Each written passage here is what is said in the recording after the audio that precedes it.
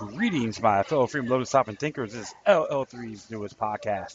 My name is Craig, transmitting from the beautiful swampy mangroves of South Florida.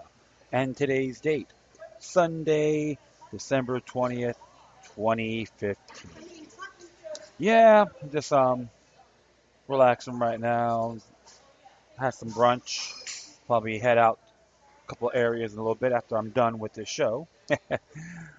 However, I was like looking at some of the video clips from that Democratic national presidential debate. All I have to say is typical, weak, pathetic, deceptive. Hearing about 33,000 people died of gun violence. How about violent crime? You see, they're trying to drill it in your heads over and over and over again. You got a bunch of buffoons like, yay, let the government take care of us. This is what happens. It only works in cartoons. Any questions? Watch Underdog. Probably on YouTube or Crackle or whatever. Just check it out. If you haven't seen Underdog, came out in the 60s, if I'm correct. So that's what they want you to believe.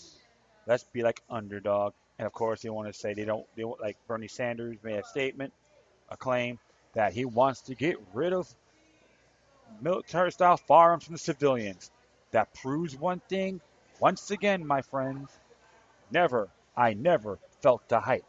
A lot of these candidates we're seeing right now from both ends of the mainstream parties are anti-Bill of Rights. Prove me wrong. I dare every single one of you come out there. Prove me wrong. It's not just the right to bear arms. It's your enumerated rights, inalienable rights they want to go after.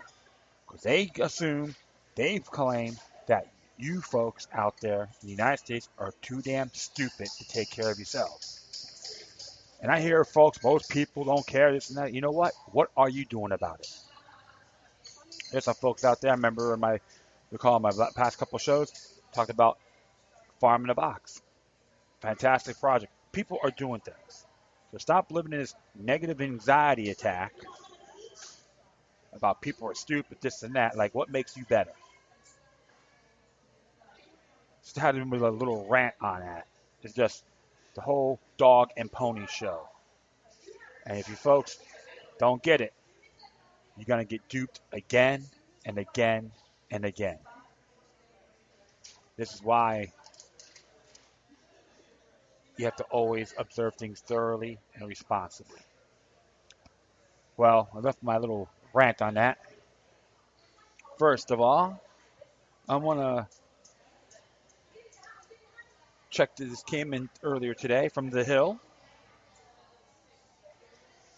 It's by Bradford Richardson. It's entitled, it was by Senator Rand Paul. Nobody read the $1.1 trillion omnibus bill. Not too surprised. The same douchebags that never read the Patriot Act. Oh, it's patriotic. We'll just vote on it. Okay, well, that's what I have to say here. Mr. Richardson has to say. Senator Rand Paul, Republican from Kentucky, on Sunday said he voted against the $1.1 trillion government spending bill that passed Congress last week because nobody had a chance to read the behemoth legislation. It was over $1 trillion. It was lumped together, 2,242 pages. Nobody read it. So frankly, my biggest complaint is that I have no idea what kind of thing they stuck in the bill. Paul told John Catsimatidis. Hold on here. Catsimatidis. Okay. On the Cats Roundtable on New York's AM 970. I voted against it because I won't vote for these enormous bills. The one that no one has a chance to read, he added. We were given it yesterday or the day before the bill came forward. So this is not a way to run government. It is a part of the reason why government is broke. Paul said his Republican colleagues in the House and Senate are just as complicit as Democrats for the legislation. Once again, this came not at the behest of just the Democrats, he said. It became at behest of the right-wing Republicans who want military spending and left-wing Democrats who want welfare spending, and that dirty little secret. Both parties are at fault for it, he added. The GOP presidential candidate said he worried about climbing national debt, adding that Congress should only spend money it has. I think we should balance our budget and only what comes in, he said. Like him or not, he's right. This time, my past episode, I was critical and ran on a few things, but here I have to commend him. 10 pound cement in a 5 pound bag don't work. It's just a wet dream. And I do have to commend him for this once again. And in my last episode, we did talk about some of the language and undecisive language that's in this $1.1 trillion bill. So, you got to give him the thumbs up, give him a call. Doesn't matter what political system you're in. You should thank him for taking that initiative. Because we all know what's going on. I know Demand Progress, there's some language on CISAs in there. And many other internet groups don't like these surveillances. And I don't blame them. People know what I stand on these things. So, I'm about to give him a call and commend him for this. I'm just curious how your senators or people in Congress vote on this bill. If they choose poorly, call them out. Don't be shy. So I have Bill Nelson and Glamboy Rubio in Florida, which I'm not fond of either of them. So think about it, look it up, and tell it like it is if you have to. Cursing them's too good. So this next one here, in reference to that omnibus bill, says here from the Intercept, unofficial sources, is by Jenna McLaughlin, came out a couple of days ago. The last-minute budget bill allows new privacy-invading surveillance in the name of cybersecurity. More on the Cybersecurity Act, I would say, is in this bill, or so-called law, soon. And it says here, in the wake of a series of humiliating cyber attacks, the imperative in Congress and the White House to do something and anything in the name of improving cybersecurity was powerful. But only the most cynical observers, through the results, would be this bad. The legislation the House passed on Friday morning is a thinly disguised surveillance bill that will give companies pathways they don't need to share user data related to cyber threats with the government, while allowing the government to use that information for any purpose with almost no privacy protection. Because Speaker of the House Paul Ryan slipped the provision into a massive government omnibus spending bill that had to pass, or else the entire government would have shut down. It was doomed to become law. The post has been updated due to reflect vote, which was 316 to 113. Let's see what it has to say here. How it passed. Oh yeah.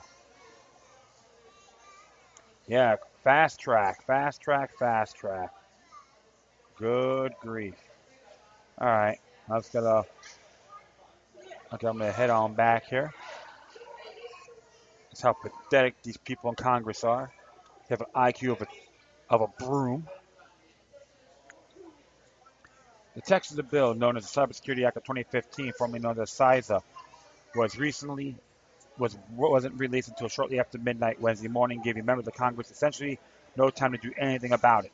The bill removes a restriction on direct information sharing with the National Security Agency and the Pentagon, eliminates a restriction on the government's use of that information for surveillance activities, allows law enforcement to use the information to prosecute any and all crimes, and leaves it up to the individual agencies to scrub personally identifying information when they feel like it.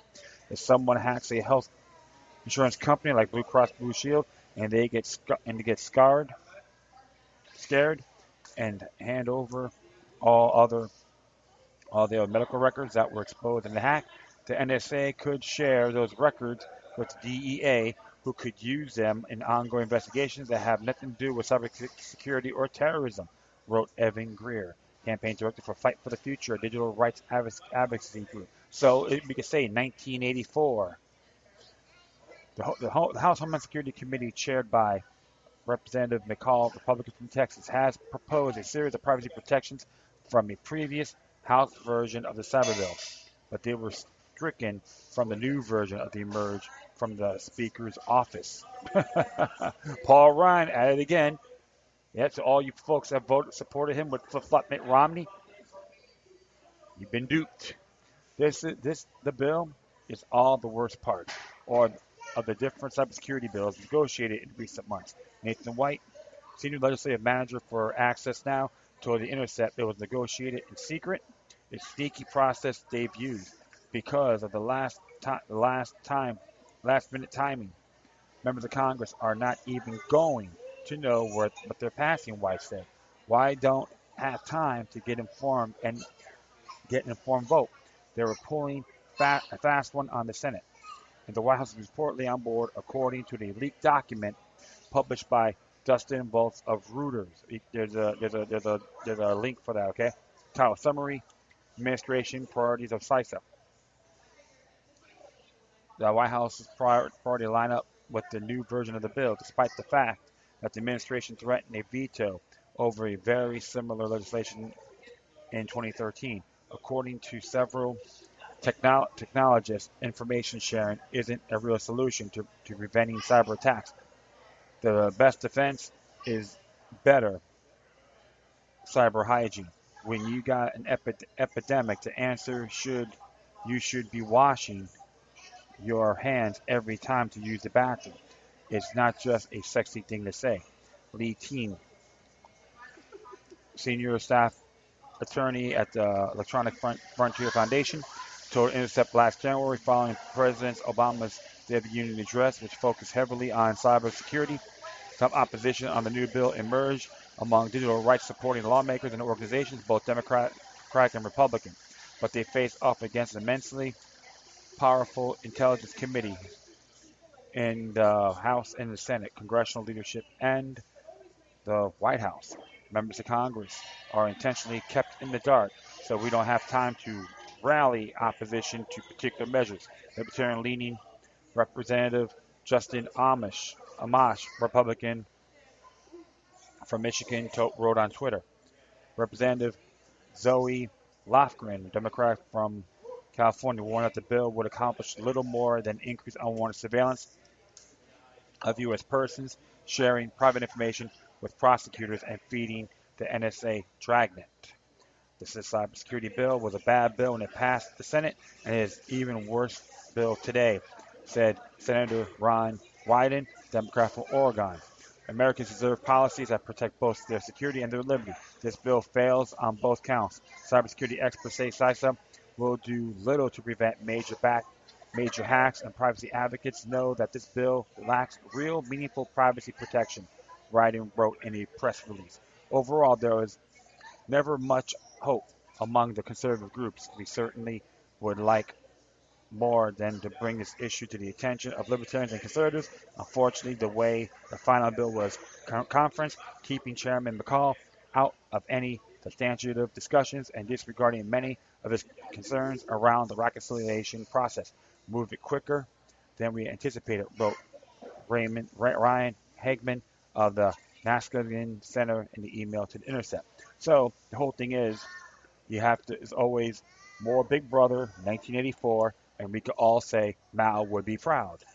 Kavish, plain and simple. So all those clowns out there, those so-called established Democrats and Republicans, you know what?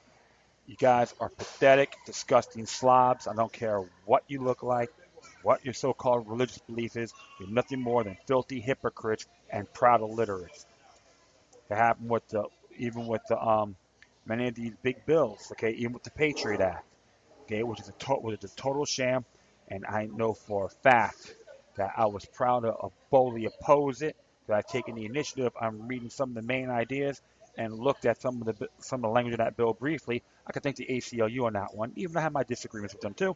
But information is essential. What's right is right. What's wrong is wrong. And these folks here that supported this Omnibus bill with the Cybersecurity Act, they chose poorly, and you need to call them out in this upcoming election.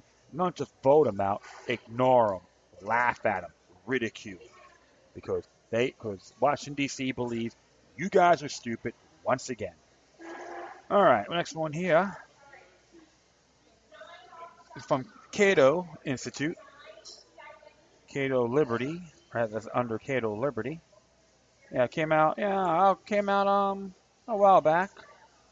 And why not read this too? It'll be pretty brief. It's called "What is the Real ID? What is the Real ID Compliance" by Jim Harper.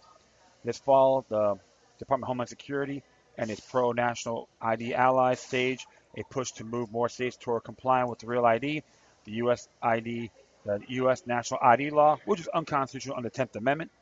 The public agitation effort was so successful that passport offices in New Mexico were swamped with people fearing the driver's license would be invalid for federal purposes. These folks better stop bending over for the feds, man. Good grief. A DHS official had to backtrack on a widely reported 2016 deadline for state compliance. DHS continues to imply all but a few holdout states stand in the way of nationwide Real ID compliance. The suggestion is that residents of recalcitrant jurisdictions will be hung out to dry soon when the Transportation Security Administration starts turning airway travelers who arrive at its airport checkpoints with IDs from non-compliant states. Yep, that's what you can say. Neo-mercantilism. Yay! Very good. All hail to the government. Bow down, bow down. Kiss those light blue uniforms. At this writing, DHS, the Real ID enforcement in brief, pages list just to non-compliant jurisdictions, Minnesota and American Samoa. You take this a signal to broad compliance, but look closely at the list of compliant extension jurisdictions, and you see more than half of them are non-compliant and enjoying extensions themselves. But here's the kicker: even the compliant states aren't compliant. DHS treats states as a compliant if they're cinched up with a pared-back material compliance checklist. Is DHS reducing the obligations of the law by fiat? It's no different than extending deadline indefinitely on a subset of law actual requirements. When DHS bureaucrats tell state elected officials that the agency can no longer offer them extensions, this is false. DHS is currently giving every state in the union, including the ones that cause compliant extensions with respect to provisions of the law and the regulations that don't appear on its checklist. To help clarify what Real ID compliance actually is, we've compiled a list of Real ID requirements, what the law and regulations would mean for states. Real ID has nearly 100 requirements, ranging from very easy standard ID card practices to things that are currently impossible and ill-advised. States have to do all of them to be compliant. We group the requirements together for easy reading. Many are back-end mandates requiring states to meet standards for facilities, data storage, employee background checks, and so forth. Notably, Real ID requires states to make driver's license data available to every other state, which means that every DMV must open its state's residents' data to the risk of exposure to any states that lack sufficient information controls. That ill-advised policy is currently impossible. Luckily, because data sharing the network has not yet been built, Congress puts money into the projects annually in the DHS appropriations bill. The full Real ID requirements makes it easy to see why no state is in compliance today, why no state should expend their taxpayers' money on the enormous complex scheme to implement the U.S. national ID law. Data storage and sharing requirements. Regulations governing Real ID requires issuing authorities to meet certain standards for data storage as well as to engage in data sharing with issuing authorities in other states and with the DHS. This data sharing is in the heart of the national ID, creating as it does network of ostensibly state-level database linked together according to new federal standards. States must maintain copies of source documents, applications, and signed declarations. The states allow for recognizes name changes, it must maintain copies of the evidence of the name change. If the states allow for recognizes name changes, it must maintain a record of both the original and recorded names. And if the states allow for alternative documents, it must maintain copies of the alternative documents.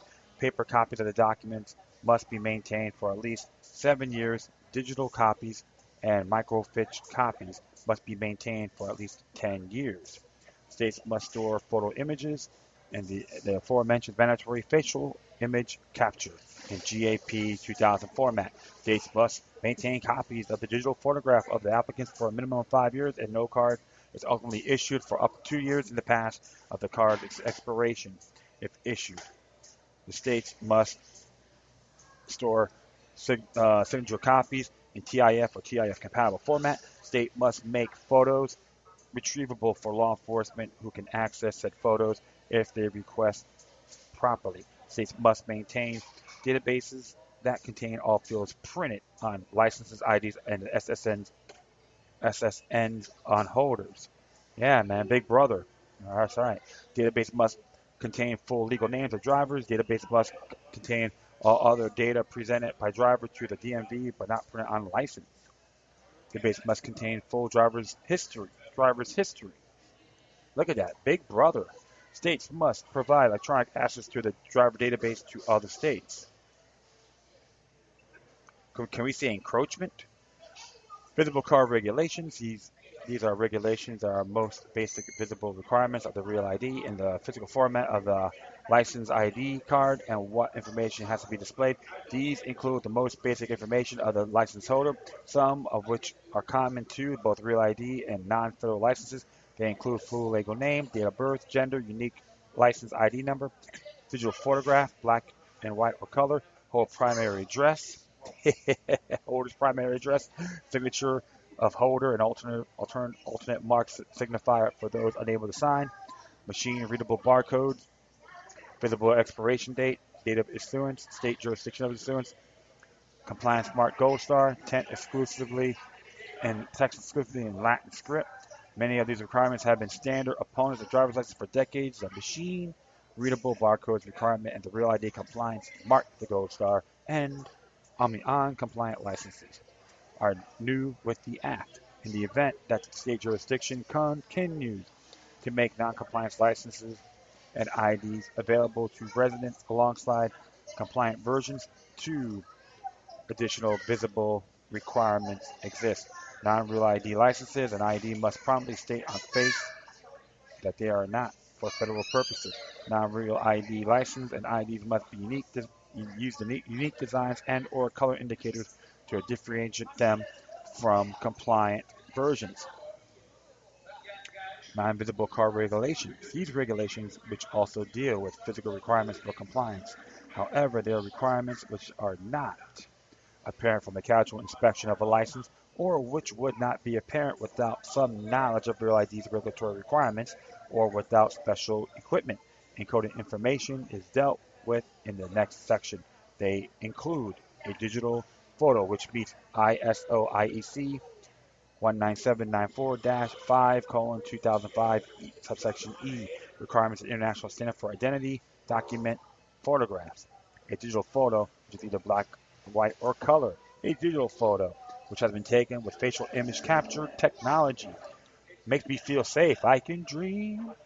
The name field of no less than 39 characters with a truncation of longer names in cases of extreme length.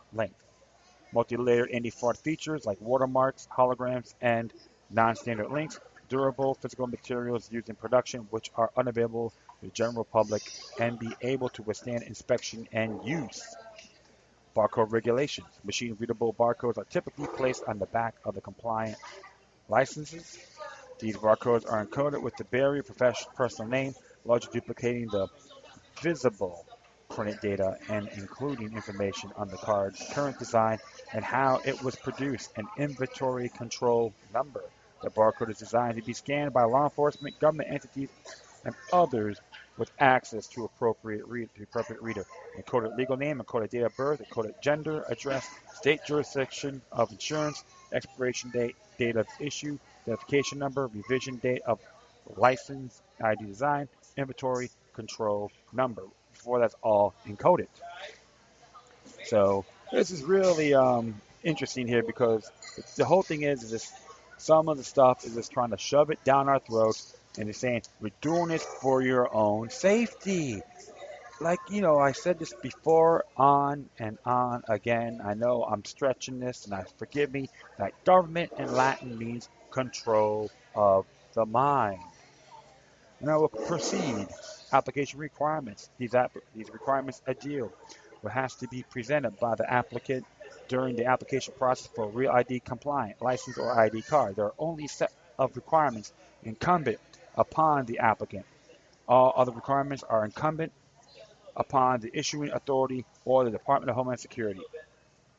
To receive a compliant license or ID, the applicant must present recognized photo ID, proof of name change, or of date of birth, social security number, or proof of ineligibility for a number, documentation of permanent address, proof of lawful status, no foreign documents allowed except for a foreign passport, signature upon document attesting under penalty of perjury, validity of everything presented.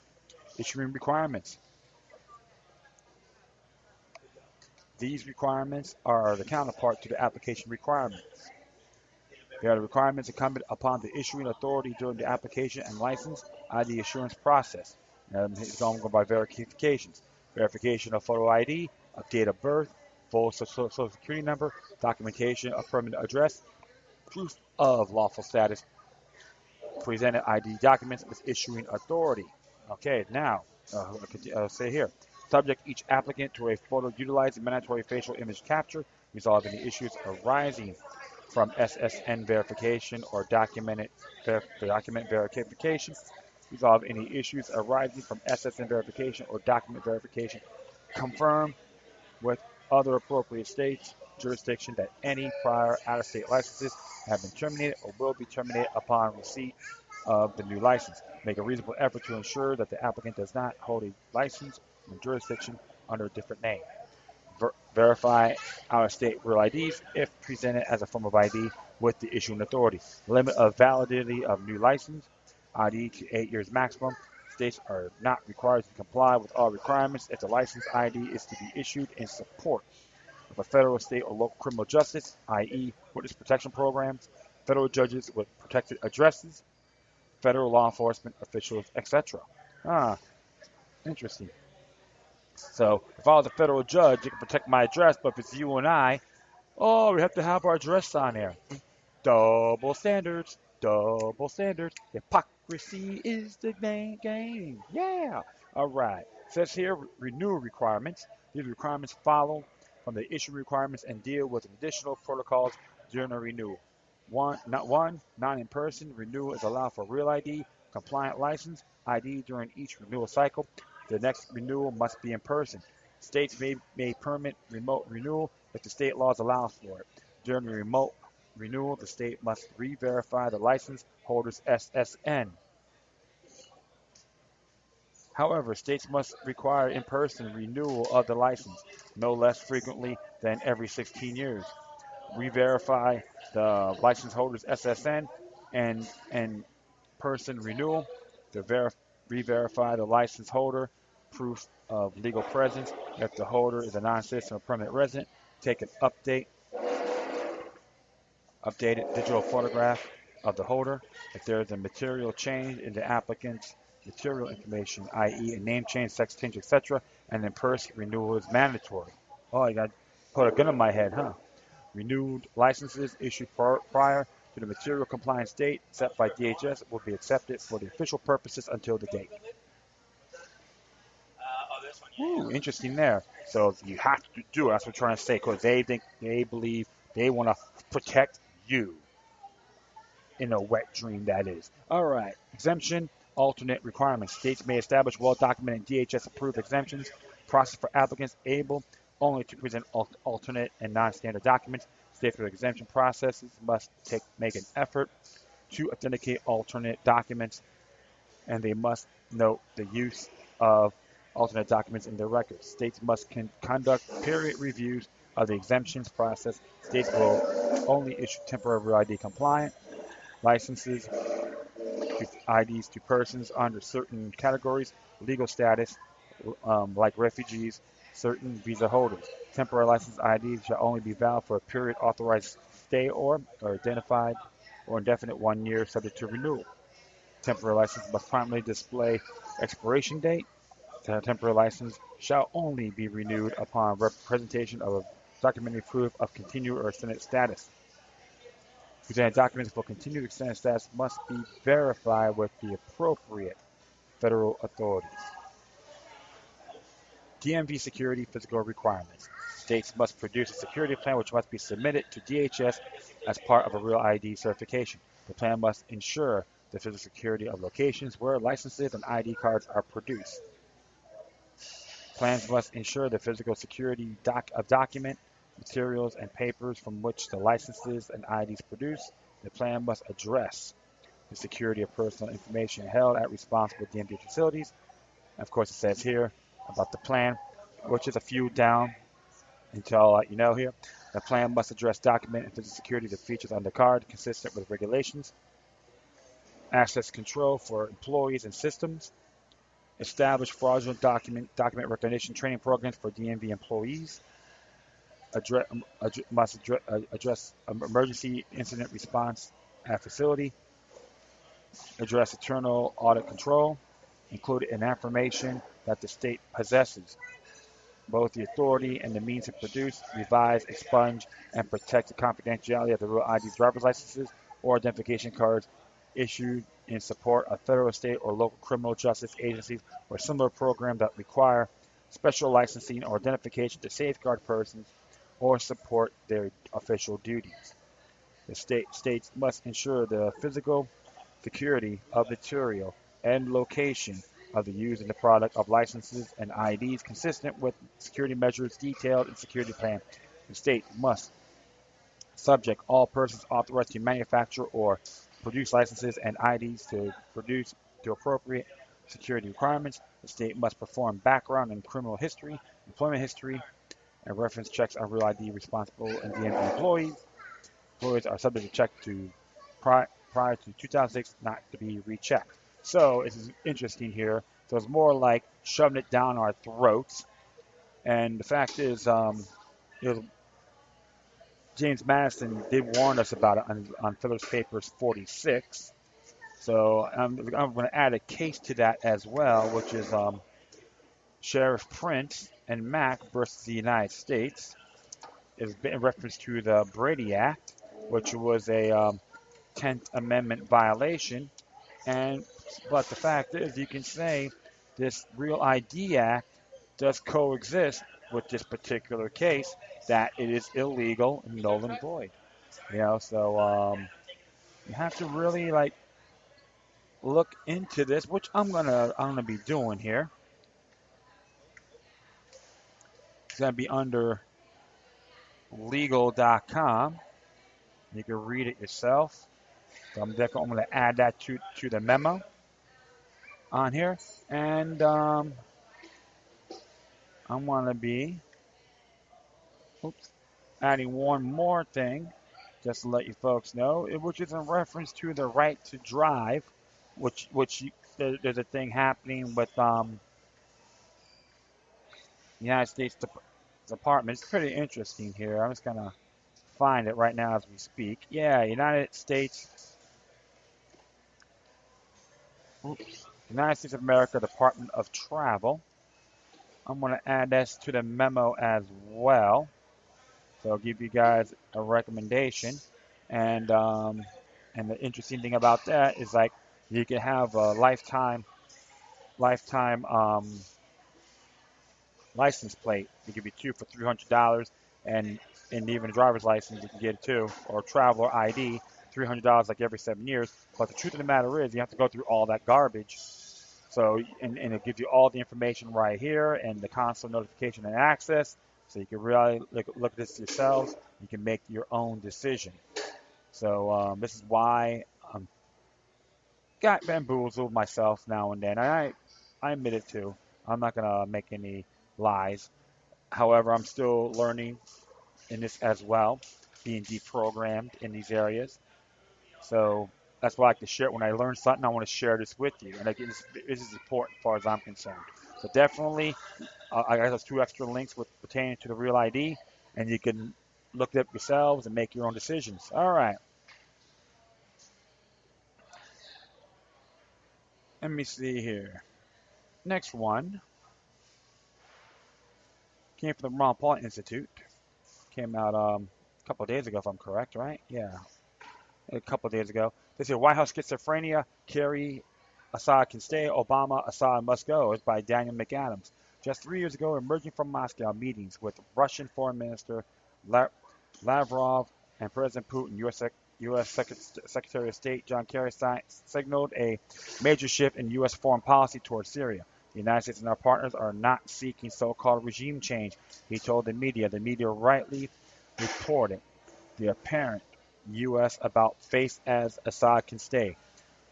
The shift can be seen as paving the way for the adoption of a UN Security Council resolution calling for a ceasefire and political solution for a nearly 5-year-old brutal war in Syria, dropping the demand that the overthrow of Assad must precede a political solution to the conflict was essential to resolving the apparent stalemate, where illegal Russian and Iranian assistance had effectively thwarted a U.S.-led escalation of regime change operations include a safe zone near the Turkish border from which a rival government could be formed.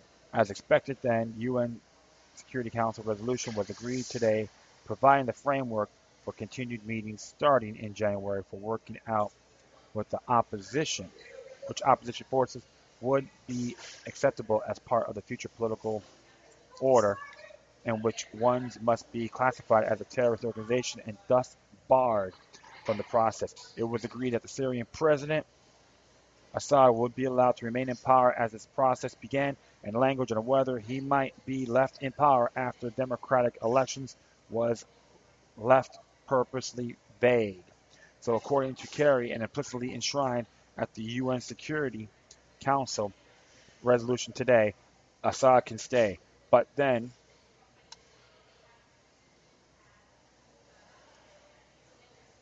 President Obama opened his mouth at his end of the year press conference this afternoon and hung his Secretary of State and entire foreign policy apparatus out to dry. No, Obama said this afternoon, Assad cannot stay, Assad must go. Sounds like a true imperialist from his teleprompter.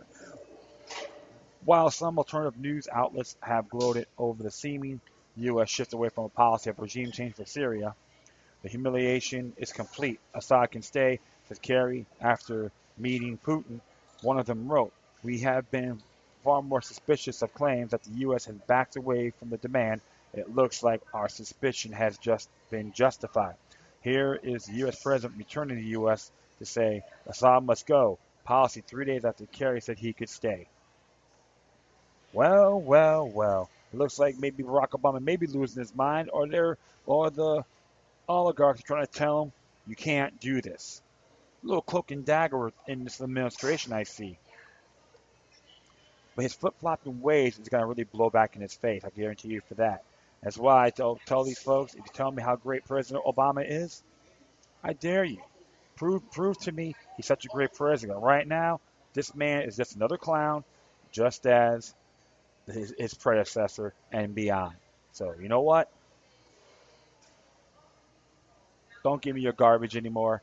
This is why you always got to remain observant and vigilant, okay? And one thing I'm going to add, too, is about Donald Trump. It's on YouTube.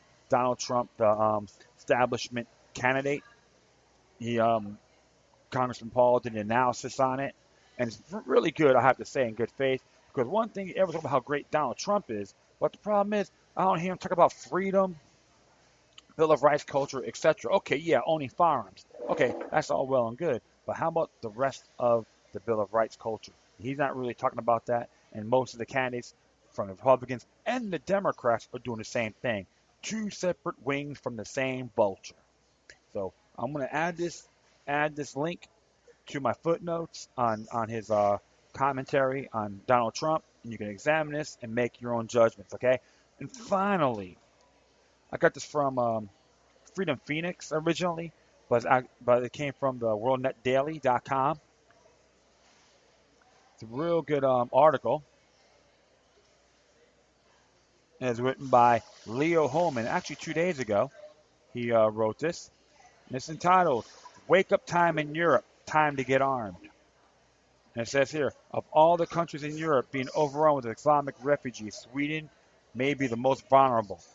Known as the bastion of liberalism and tolerance in a pre-manufactured multicultural society, Sweden is seeing the first signs of a culture breakdown. Official law enforcement statistics shows a significant surge of violence in Sweden, even more the massive influx of 190,000 refugees in 2015. Sweden has been importing Muslim immigrants into its major cities for decades, and parts of Stockholm, Trelleborg, and Malmö have taken on a new distinctive Middle Eastern look and feel. Sexual assaults, killing, and gang activity are all on the rise.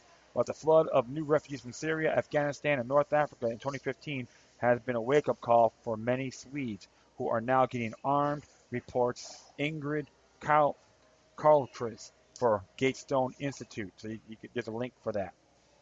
Carlqvist says Sweden has become not a police state, but a night watchman state. Every man is on his own. With the influx of 190,000 unskilled and unemployment migrants expected this year, equivalent to 2% of Sweden's current population. That number is at as if 6.4 million Islamic migrants arrived in the U.S. in 1 year, as opposed to the roughly 200,000 that can't come to America annually. And the Swedes are preparing. Demand for firearms licenses and increasing. More and more Swedes are joining shooting clubs and starting vigilante groups, according to police statistics. That are 1,901,325 licensed guns owned by 567,733 people in Sweden. And this is an unknown number of illegal weapons to get a gun permit in Sweden. You need to be at least 18 years old, law-abiding, well-behaved, and have a hunting license or be a member of an approved shooting club. Yeah, that's why I support. Guess what? Privilege.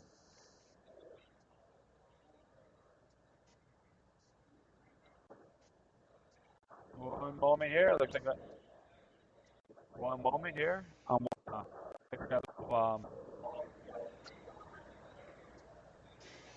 a little interruption here.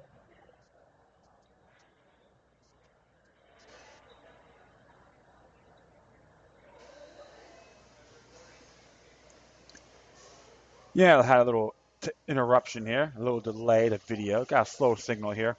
But the whole thing is more like a privilege. That's why it's a right to bear arms in the United States, not a privilege. Which those clowns running for president want that to happen. So you just give them a penile microphone, okay? So it says here. It says here about 2014, 11,000 people got hunting licenses, 10% more than a year before. 1 out of 5 was a woman. There is also high demand for alarm systems right now. A salesman at one of the security companies told Carl Quivist is largely due to the turbulence we are seeing around the country at the moment. People have lost confidence in the state, he added. Alan Gottlieb, executive vice president of the Second Amendment Foundation, told WND he recently returned from a conference in Europe where he learned that many countries are experiencing soaring weapon sales. And WND reported October 26th, one such country, Austria. As a fact, too, I have read that. Obtaining a working firearm and ammunition in many European countries such as Germany, Britain, Denmark, and the Netherlands is practically impossible for the average citizen. Germany, for instance, requires a psychological evaluation, the purchase of liability insurance, and verifiable compliance with strict firearm storage and safety rules. And self-defense is not even a valid reason to purchase a gun in these countries. So all those people on Facebook tell me we have to do all these things. You go there. You don't tell me how to think. Sweden's gun laws are also ultra tight. It is illegal for a civilian in Sweden to carry a firearm unless for a specific legal purpose, such as hunting or attending shooting ranges, according to the website sweden.org. Guns by law be stored in an approved safe.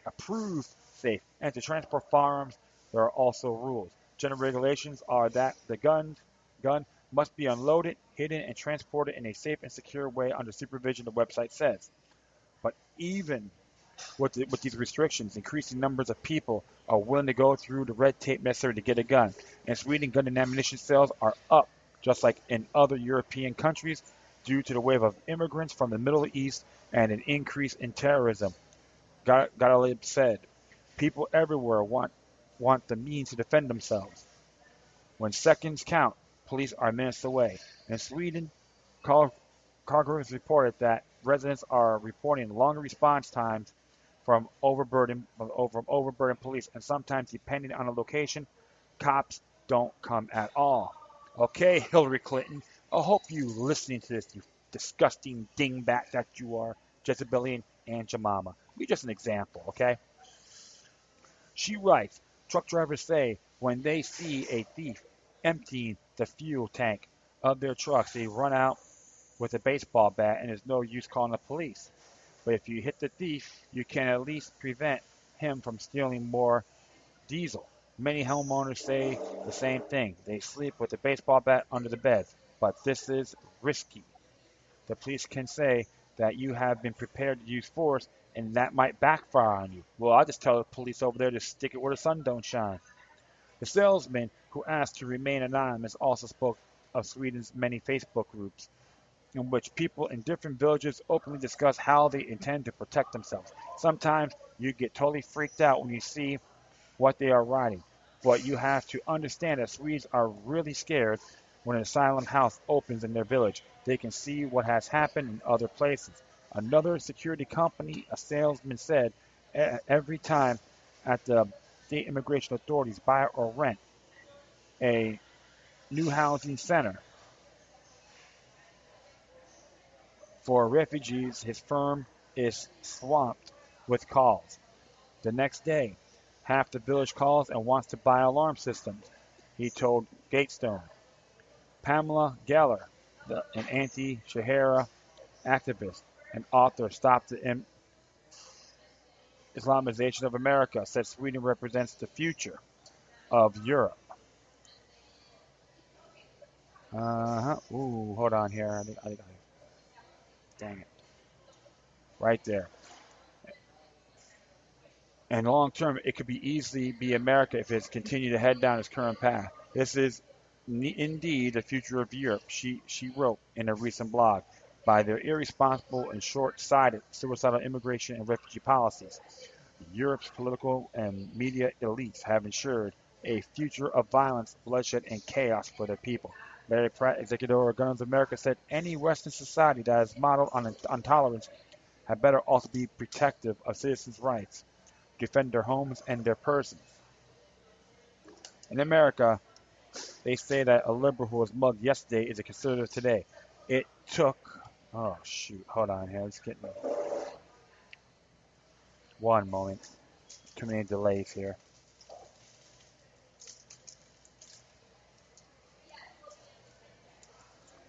Hold on here. Okay. Okay. It looks like if Sweden has a rapidly increasing conservative population that has either recently have been mugged or has fear of such imminent violence. Pratt told WND that the threat of terrorism in their famously tolerant country has convinced Swedes that firearms tolerance may not be inconsistent. Tolerance perhaps, but a gun for sure. Jim Henry, executive director of GeorgiaCare.org, said it would appear that Sweden and the U.S. have a lot in common. There are many parallels, in my opinion. Although citizens in both countries are purchasing firearms for self-protection, the U.S. is ahead of purchasing firearms as we have been doing in that serious matter since 2008 and continue today, Henry said. Sweden turned a blind eye to the coming refugee storm, and our present administration did its best to get our citizens to do the same thing, he added. Now Sweden finds themselves in need to protect themselves and are doing what we've been doing for quite some time. As in the U.S., women in Sweden represent one of the fastest growing segments fueling the current gun sale bonanza. I'm amazed that a citizen in Sweden can be arrested for sleeping with a baseball bat under his bed for being prepared to use force. How ridiculous is that? It's very difficult for me and most U.S. citizens to behave while admitting we have many guns. Prohibitionists would love to see such a move here. Henry said gun sales are up in all locations across the state, and the demand for concealed weapons carry permits skyrocketed after the San Bernardino, California Islamic attack that killed 14 people at a Christmas party. One would expect this trend to continue for quite some time. Most people I know are either prepared for the worst or preparing for the worst, he said. We also have a lot of sheriffs and law enforcement who are urging armed citizens to carry to protect themselves and others if necessary, Henry continued. This is a huge reversal from just a couple of years ago. This is especially gratifying when our president first thought after a mass murder is to discuss how he plans to implement gun control. Age of Aquarius was in 1960s and 70s, but the age of awakening must be appearing just over the horizon. And I have to agree on that. Because the whole thing is, like I said, and many people as well, saying you are in the first line of defense. Doesn't matter what you are, what you look like, what your religious belief is, etc. I read multiple books on these as well. What happened in Europe is just another Club of Rome agenda. Force multiculturalism down people's throats and saying they came here, kiss the floor, kiss their behinds. I say hell no. Let them earn their respect. And they claim to be all these Muslims are criminals. No, I'm not going to go there. When you have these refugees, when you have people, migrants coming in or refugees coming in, expect a great fair amount of them have criminal elements or criminal past. This is why I'm against these permits. I'm against licensing. I'm against because it's not the government's damn business. The only thing I have a complaint on, great that people in Sweden and people in Europe are purchasing these firearms to prepare themselves, but they're on a database as well. How many guns they have and all that. It's none of the damn business. That's why with the whole Form 4773, which got passed in called the 1968 Gun Control Act, which I'm going to probably do that in the near future, do an actual show on it, maybe quite some time, maybe I'll say probably next year or before that. It's still pending. People need to wake up. But one thing I say for sure, the New World Order don't give a damn about any of us. And this little plan is part of their program. But I'm glad that the people in Europe are waking up. Switzerland is one of the countries that they don't play around. So keep it up, people, my brothers and sisters in Europe, okay? Don't be afraid. Actions speak louder than words. And that is really it. I'd like to thank everyone for listening. Plus, feel free to download and share it throughout your social media networks.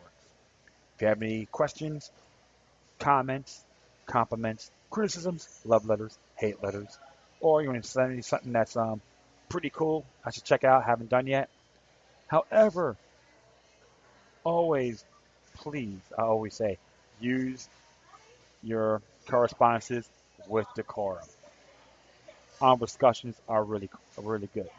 You can hit me on Facebook, Twitter, Google+, Spreaker, iHeartRadio, YouTube, World Truth, and Scene.life.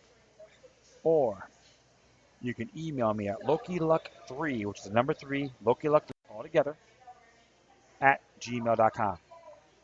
Once again, thank you for your time. Plus, always remember that demoniac resistance is healthy for the soul and can liberate humanity. Until next time, take care of yourselves, keep on spreading love, and may your guardian spirits be with you.